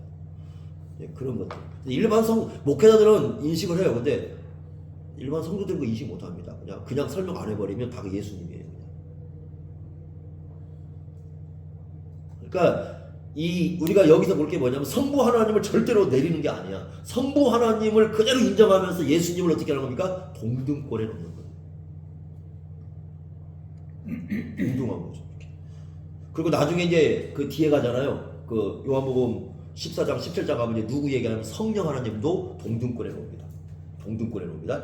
자, 이걸 우리가 잘 알아야 되는 게 뭐냐면 거기서 성령에 대한 표현을 쓴 게 뭐냐면 나오신다는 표현이잖아요. 그래서 우리 옛날 신앙고백서에 보면은 나오신다 이렇게 써 있잖아요. 나오신다. 근데 이 나오신다는 말을 이제 잘못 이해를 해가지고 아리우스라든가 아니면 이제 여호와 증인들은 요게 이제 피도된 걸로 이해를 해버렸어요. 그런데 이걸 이제 잘 생각하실 게 뭐냐면 그래서 신앙고백에는 뭐라고 써놓는 거냐면 나오시는 것이지 창조된 게 아니라고 써요. 만들어진 게 아니다 이렇게 썼어요. 그럼 이런 거죠. 나오신다는 개념은 뭐냐면 이미 존재하지 않으면 나올 수가 없어요. 뭘 이해되시죠? 이미 존재해야 나오는 거야. 그러니까 이미 성부 하나님은 성령 하나님은 뭐 만들어지거나 예수님은 성부에게서 나온다고 할 때 만들어지는 존재가 아니고 이게 나온다는 개념이 만들어진다는 개념이 아니라 원래 존재하는 데서 오신다는 겁니다. 그래서 니케아 신조에 가서 그렇게 쓰고 나오신다는 말을 쓰거든요. 영원전부터 나오신다고 써요. 그러니까 영원부터 나오신다는 말은 동등 개념이에요. 그래서 14장부터 그 보혜사 성령 얘기할 때 보내신다 나오신다고 그러잖아요. 그 말씀은 이미 존재하는 데서 오시는 거지 만들어져 가지고 오는 개념이 아니라는 거죠.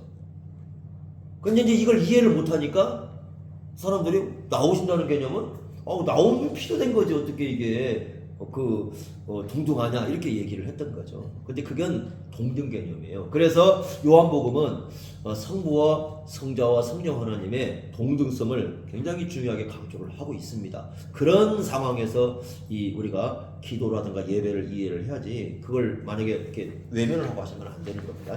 그 부분을 우리가 중요하게 보시고 그 다음에 27절을 보시면 인자됨으로 말미암아 심판하는 권한 여기도 이제 권한을 하나 주시는데 심판의 권한을 얘기합니다. 그런데 그 인자됨으로 말미암아 된다. 인자라는 말을 쓰고 있습니다. 우리가 인자 그러면 어디 나옵니까? 다니엘서 7장이잖아요. 다니엘서 7장 13절 14절 보면은 그 예수님이 우리가 메시아가 그 영광스러운 자리에 앉는 장면이 나옵니다. 그래서 앞에서 두 번 나왔어요. 이미 인자가 어디서 나왔냐면 1장 51절 나왔어요.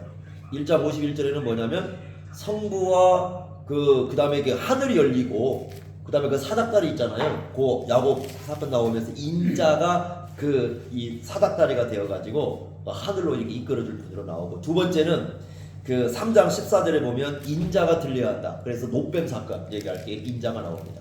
이제 그렇게 나오는데 여기 이제 세 번째 인자가 등장을 하거든요. 그래서 인자가 나오는데 인자됨으로 말미암아 그러니까 우리가 다니엘 7장에 보시면 성부 하나님 앞으로 가시잖아요. 성부 하나님으로 가심으로 말미암아서 심판하는 권한을 이 대권을 받는 그런 장. 그러니까 여기서 보면은 인자됨으로 말미암아 그 말은 하나님 앞으로 가고 하나님과 동등권으로 가는 거죠. 그래서 하나님 우편에 앉으심을 우리에게 시사해주고 있는 거죠. 하나님 우편에 앉으시니까 동등한 권리죠. 이런 면에서 보면은 우리 예수님은 성부 하나님과 동등한 분이다. 이렇게 딱 예수님께서 강조를 해주고 말씀을 해주고 있는 거죠. 유대인들에게. 네, 반대하고 있는 유대인들에게. 자, 그래서 이런 말씀을 가르치고 있고, 자, 그 다음에 이제 누가 영생을 얻는다고 하느냐, 24절을 보겠습니다. 5장 24절. 내가 진실로 진실로 너에게 이르노니 내 말을 듣고, 예수님 말씀을 듣고, 그 다음에 나 보내신 이를 믿는 자는 영생을 얻었다. 시제 잘 보십시오. 시제 얻었다. 심판에 이르지 아니하나니 사망에서 생명으로 옮겨졌다. 이렇게 얘기를 합니다. 자, 예수님 말씀을 듣고 이 말씀은 이 말씀에서 가져온 말씀이 하나가 있죠. 요한복음에서 가져온 말씀. 예수님 말씀을 듣고 그 로마서 10장 그 믿음은 들음에서 나고 들음은 그리스도의 말씀으로. 예수님이 내 말씀이라고 하는 것이죠. 그리스도의 말씀. 그러니까 믿음은 들음에서 나고 들음은 그리스도의 말씀으로. 그 다음에 여기 보면 또 나 보내신 이 성부 하나님이죠. 그분을 믿는 자는 뭘 얻는다면 영생을 얻는다. 그러니까 이제 성부 하나님도 믿는다. 그래 이 얘기를 영생 얻는다. 이 사람들 예수님 엄밀히 말하면 유대인들이 성부 하나님 안 믿고 있는 거죠. 지금 이 말씀을 받자면 안 믿고 있는 거죠.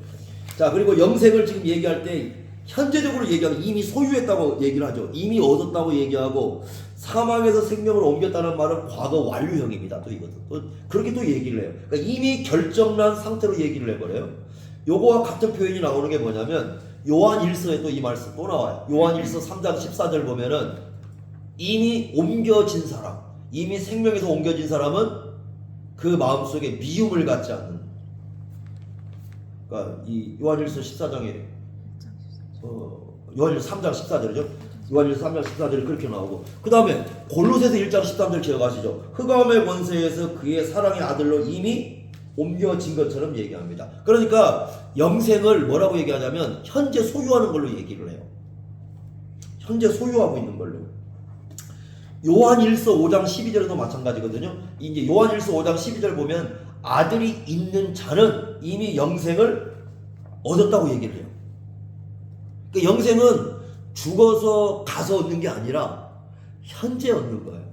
현재 얻는 것이다. 이렇게 얘기합니다. 그래서 이걸 이제 우리가 요한복음에서 이제 요한복음에서 이렇게 복음서보다 좀 적게 쓰이는 게 하나님 나라지 않습니까? 그래서 이제 레드 같은 경우는 그 하나님 나라와 이 영생이라는 말을 같은 의미로 썼다 이렇게 보거든요. 하나님 나라가 결국 영생이다. 그러니까 그래서 이걸 뭐라고 얘기하냐면 하나님 나라 현재성이라고 이렇게 부르는 거죠. 영생을 이미 얻었다는 것은 현재 하나님 나라에 들어간다. 현재 우리가 현재 영생을 얻는다는 것은 현재 하나님 나라에 들어오는 거죠.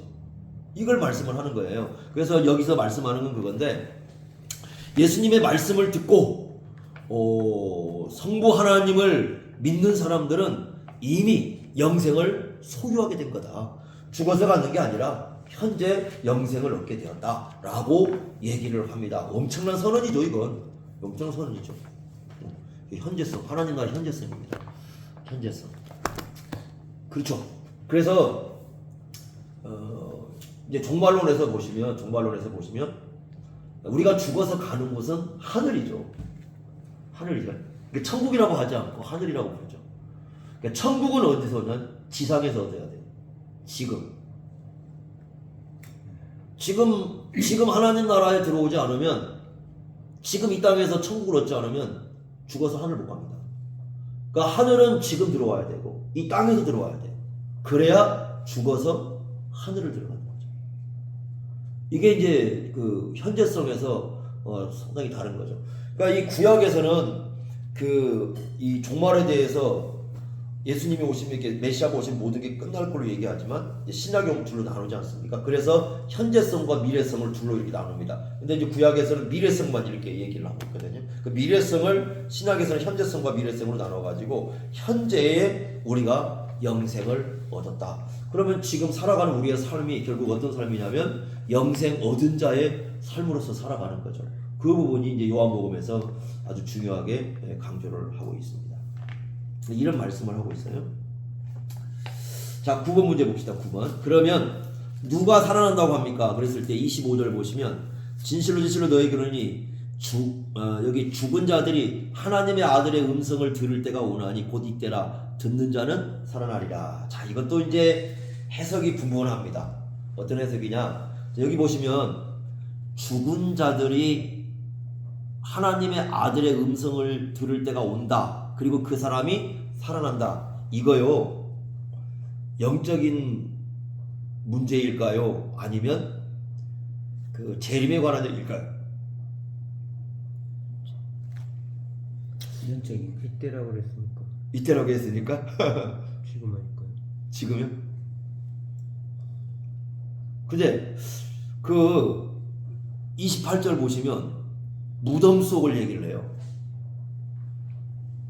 영적으로 죽은 사람들, 영적으로 죽은 사람들, 무덤 속에 있는 사람들. 무덤 속에 있는 무덤 속에 이 무덤이 영적일까요? 진짜일까요? 근데 거기 28절은 미래예요. 미래. 왜냐하면 바로 29절에 보면 부활을 얘기하고 있기 때문에 미래적입니다. 그래서 문맥적으로 보면 지금 그 예수님 재림과 연관을 시켜야 된다 이렇게 보는 거고, 또 이제 이때라 그랬으니까 아까 얘기한 것처럼 영적으로 죽은 자가 예수님의 음성을 들으면 살아나는 걸로 이렇게 얘기를 하는 거죠. 이 두 가지 해석이 팽팽합니다. 학자들 사이에서. 두 가지 다 아닐까요? 정답은 그렇죠. 정답은 그러나 정답은 이렇게 하면 되는데, 정답은 그런데 게 재림과 관련한 다시 이 부활 관계된 의미도 볼 수 있겠지만, 현재도 이제 죽은 자들이 살아난다는 개념으로도 볼 수가 있는데, 근데 요한복음에서는 묘하게 이런 걸 섞어서 이렇게 쓰고 있어요. 그래서 두 개를 볼 수 있겠는데, 근데 학자들 사이에서는 이 팽팽해요. 그래서 이제 그 문맥적으로 해석하시는 분은 이건 분명히 예수님 재림이라는 사건이다. 그게 현재 시작이 됐다고 보는 거예요. 현재 시작이. 그러니까 이때라고 보는 것은 지금 시작이 되었다. 그 종말 시대가 이렇게 이제 이해를 하는 거고, 그렇지 않고 이제 그러니까 저는 이건 영적으로 죽은 자들이다. 영적으로 죽은 자들이 지금 현재 예수님이 오셨잖아요. 예수님이 오셨으니까 이 예수님의 음성을 들으면 믿고 영생으로 하나님 나라에 들어가는 거다. 이렇게 보는 거죠. 근데 이제 25절에 가면 이때라 표현하고 뒤에 듣는 자는 살아나리라라는 미래형이죠. 미래형으로 나오잖아요. 그러니까 그래서 이제 25절에 애매한 거예요. 이게 애매해. 그래서 뒤로 뒤로 봐야 되나? 앞으로 봐야 되나? 막 이렇게 되는 거죠. 근데 제가 볼 때는 그냥 이럴 때는 그냥 둘 다 우리로서 해결하기 어려우니까 둘 다 그러니까 현재도 살아나야 되는. 근데 사실 그건 맞죠. 현재 살아난 사람들이 장차 그 구원에 참여하는 거 맞잖아요. 그러니까 그냥 둘 다 보자 이렇게 되는 거예요. 28절 이하는 그냥 그 결과를 나중에 야 놀랍게 하지 마 이거 일어날 거야 일어날 거다 지금 놀랍지 마 그 다음에 그 일이 일어날 거야라는 거기 때문에 둘 다 포함되는 건데 25절은 현재를 얘기하는 거고 28절은 미래 그 이 결과로서 이런 일들이 일어날 거이기 때문에 이게 지금 당연히 지금 일어나야 된다 이렇게 보는 게 더 타당하지 않아요? 그렇게 보죠. 근데 이제 그 학자들이라 그런지 하여튼 논쟁 많습니다.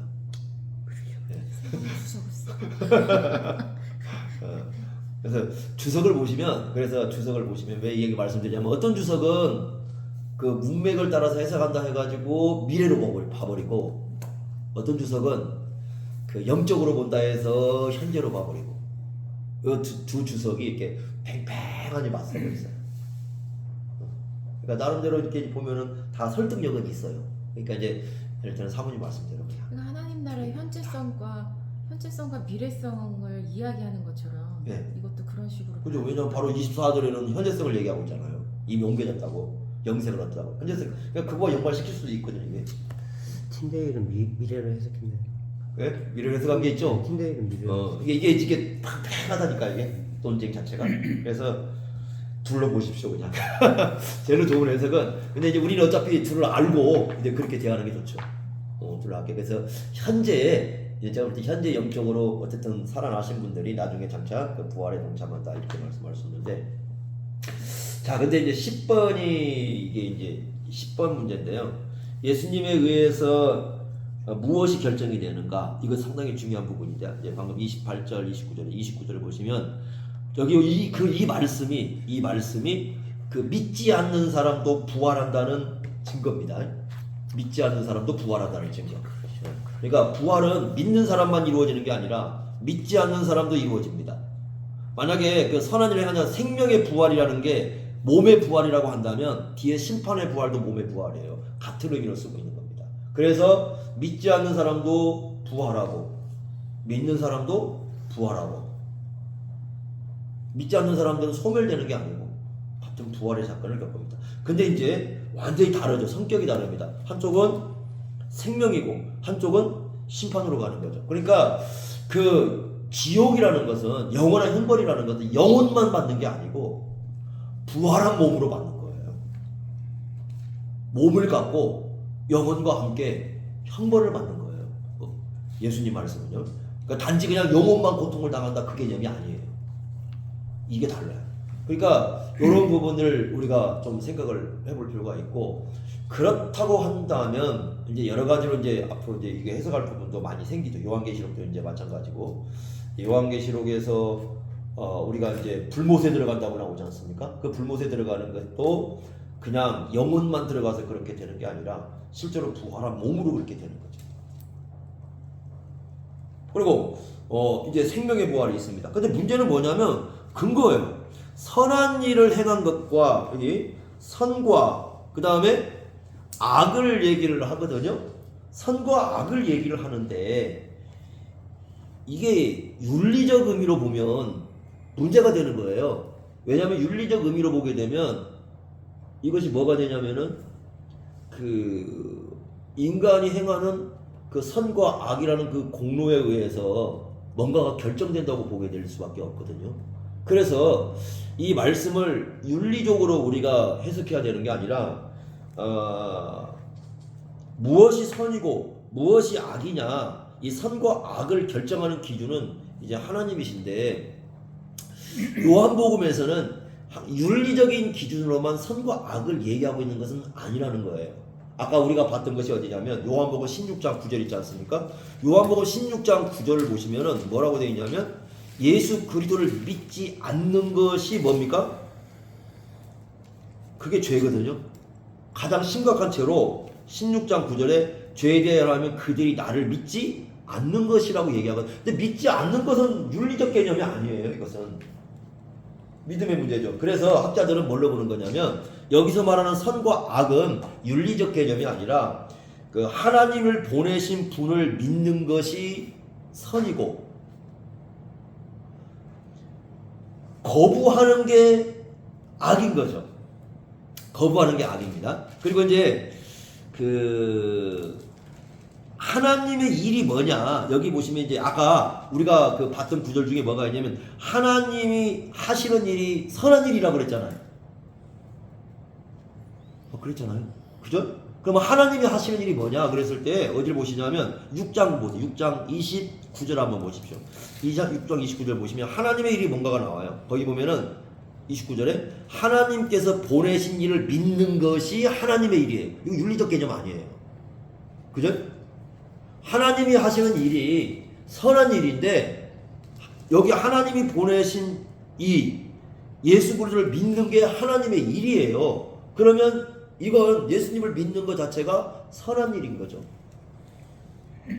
그래서 요한복음 자체가 선과 악을 윤리적 개념으로만 분석하는 게 아니고 믿음과 믿지 않음을 가지고 선과 악을 얘기하고 있기 때문에 여기서 말하는 선한 일과 악한 일은 윤리적 개념이 아니라 예수 그리스도를 앞에서 지금 예수님에 대한 쭉 얘기를 했잖아요. 성부 하나님과 동등한 하나님이신데 그분을 믿느냐 믿지 않느냐가 심판이냐 영생이냐를 결정해 줍니다.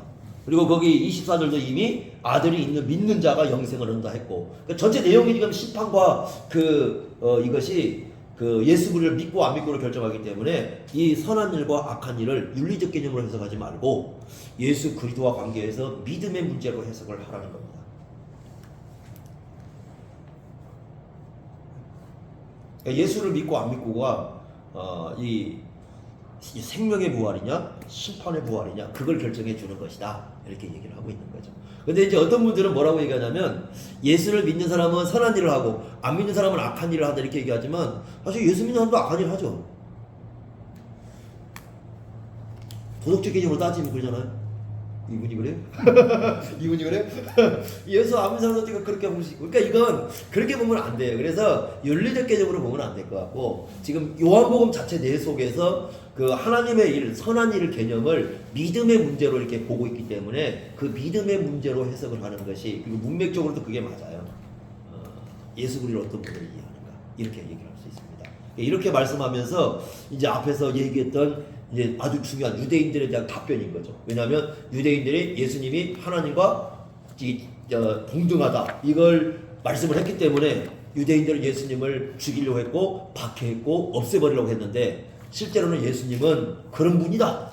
예수님은 하나님이시고 하나님의 아들이시고 이분을 믿지 않고 받아들이지 않으면은 너희들은 결국은 심판이 있을 수밖에 없다. 예수님을 믿는 자만이 영원한 생명을 얻는 것이다. 그뿐만 아니죠. 이미 베데스다와 그 다음에 안식일을 통해서 예수님을 믿는 자가 베데스다라는 통해서 진정한 그 헤세드 우리가 신학의 앞에 사랑이 있는 헤세드의 사랑을 예수님으로부터 통해서 얻을 수가 있고 그 다음에 참된 안식도 누구로부터 오냐면 예수님으로부터 오는 거고 그죠? 그러니까 이런 말씀을 여기서 해주고 있는 거죠. 그러니까 심지어 영생까지 영원한 생명을 얻는 것까지 이렇게 해서 유대인들에게 엄청난 말씀을 예수님께서 하고 있다 이렇게 볼 수가 있습니다. 우리 시대 사람들도 뭐 이런 면에서 중요한 건 예수님을 어떤 분으로 과연 믿고 교회를 접근하느냐 이게 상당히 중요한 건데 내가 제가 뭐 누가 보내준 거 보니까 우리 한국 사회의 명목상 신자니까 자기 스스로도 자기는 예수를 믿는 게 아니라 그냥 명목상 교회를 나온다고 말하는 사람이 40%예요. 조사에. 요즘 데이터요? 네, 지금 최근 데이터에 나왔어요. 최근 데이터에 지금 제게 이렇게 온 거 보니까 최근 데이터에 그렇게 나왔어요. 그래서 40%는 자기 스스로가 그렇게 생각을 하는 거예요. 자기가 명목상 그러니까 꼭 예수 믿어야 구원 있는 것도 아니고 그냥 자기는 이렇게 이론적으로 나오는 거죠. 그러니까 지금 우리가요 이 교회가 어쨌든 예수님에 관한 믿음에 있어서 심각한 문제가 발생. 그러니까 우리는 항상 어떻게 생각하냐면 윤리적인 것이 문제라고 생각하는데 윤리적인 것이 문제라기보다는 그 근본적으로 예수를 믿는 진정한 것이 문제가 돼요. 여기가 문제가 되면 문제가 나오는 거지. 윤리 문제를 해결한다고 예수 문제 믿는 게 해결되는 건 아니에요. 그러니까 이걸 우리가 구분하시면 안 되고 진정한 그 믿음의 문제가 안 되기 때문에 결국은 윤리적인 수많은 문제도 등장하고 있다 이렇게 봐야지.